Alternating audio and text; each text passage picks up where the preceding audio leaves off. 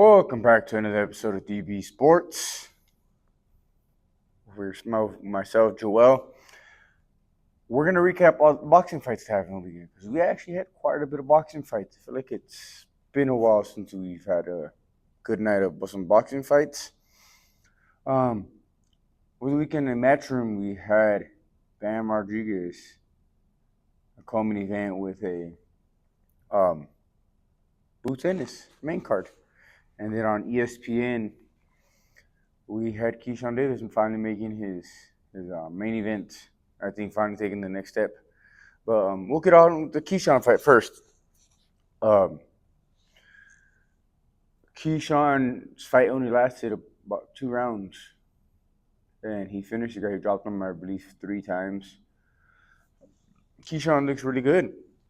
He's a highly touted guy. I believe he came in silver in the Olympics when he went. He's a really good fighter. Keyshawn has a lot of skills. I just think Keyshawn's at a certain level now. He won himself a belt, but I think he needs to start fighting some of the big war names of Maretes and some of the guys the top rank has. And I know for a while he didn't really want to fight Shakur. He didn't want to fight Shakur, their homies. Shakur's not there, so now he has the whole roster of top rank to be fighting. But he looked highly impressive. He beat up a guy that was supposed to come in and weigh in at 143, 135, came in 141 in weighing day, and then still blew the other weighing in class and came in 155 inside the fight. So he fought a way bigger rep, which proving to Haney. Just because the guy came in way bigger than you, I mean, you cannot still fuck him up if you have better skills. But now he fought a guy that's way bigger, very durable, very durable. That Richardson struggled a lot with when he fought, which a lot of people felt that this guy beat Richardson. And he came out there and he just straight destroyed the guy. Came out there and just straight destroyed him. But now Keyshawn Davis looked really, really good. He called out Tank a lot after the fight, telling Tank he's coming for him. That'd be a highly entertaining fight for me to see. I wouldn't mind seeing Tank versus Keyshawn.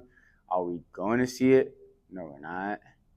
But it would be a really entertaining fight to see, Keyshawn and Tank. I don't think we're going to get a Keyshawn and Lomachenko. No, I don't think Lomachenko will give a shit to fight him. I really would want to see Keyshawn versus Ray Marete. I think that's the fight. He's undefeated. He's a 135er. He's a top ranker. He's right there on the cusp for a belt. I think this is a perfect chance here for him. He should fight him. That should be his next opponent right there. My personal opinion. But we'll get into the next fights. The Bam Rodriguez. This fight, you could tell, was just a stay busy fight for him, honestly. Because he didn't last very long with the guy. He finished the guy. He dropped him multiple times. I think the fight we're most likely to get, and you got her a lot, is him versus Chocolito, which would be an interesting fight. But again, it's him versus an older guy, him being very young. But no, Bam Rodriguez is a bad motherfucker. He's a really, really talented dude who's a bad guy who's beat up a lot of the legends already and fucked a lot of them up. My personal opinion, I think Bam's number 6 and number 5 in the pound-for-pound rankings. I think he's a future star, a future American star, especially when he moves up further up in the divisions. I think he has the potential to be a really big star there. But more likely it's going to be him versus Chocolito. I know everybody wants to see him anyway, but that fight's, like he says, is not until another 3 years away. It's not anytime soon. Really good. Boots Ennis. We had Boots Ennis doing a rematch, a mandatory here. That was a rematch of an old fight a fight he had like 2-3 fights ago, where he fully dominated the guy, but it wasn't the most entertaining fight. But no, he won. Unanimous decision here. He dropped the guy one time. Boots Ennis, I'm slowly realizing with him he's a really good, really, really good talented fighter. Really good talented fighter. Offensively, he's really good. He's very good switch hitter. but defensively he could get lazy. He's very much a pull guy. He slips a little, but he doesn't duck for nothing. And his hands are always low. Against a higher level guy, he's going to get caught. Same thing having Big Baby Anderson. He was much of a pull guy. He constantly always pulled off everything. And eventually it will not go well for him. Compared to the slipping and keeping his hands up a lot more tighter. I would like him to tighten up his defense a little more. He's starting to get hit a lot more. Higher up levels he's fighting, you could tell he's starting to get hit more. But he looked good, especially offensively.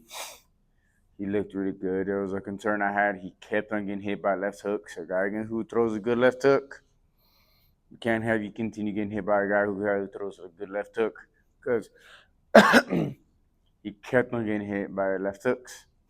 This guy he fought was a game dude. Guy. What do I see next for Boots? I know Ryan Garcia called him out, which is like one of the stupidest things. Ryan Garcia calls out everybody. Ryan Garcia talks shit about everybody. Blair Cobb was there. Blair Cobb was trying to get a match with him. I'm not truthfully mad at him versus Blair Cobb.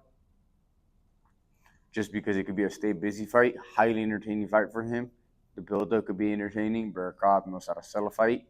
So I personally wouldn't be mad at that one. It'll be a good fight. I know the big talk right now a lot is it's him versus Virgil Ortiz. I would love that fight. I don't know why people never talked about it when they were at 147. But yes, him versus Virgil Ortiz at 154 out of Saudi Arabia card, which I know Eddie and Coked Out De La Hoya have talked about doing at 5 versus 5 and that being the main event. Sign me up to that. I'll watch that in a heartbeat. I know another person who you could be putting him into it is Conor Benn.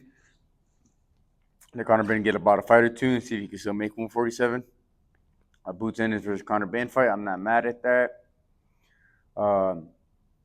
Mario Barrios, because Mario Barrios is about to fight Abel Ramos this weekend for maybe like a WCB belt. Norris Jr., I know there's that, but I think it's personally it's what's next for him.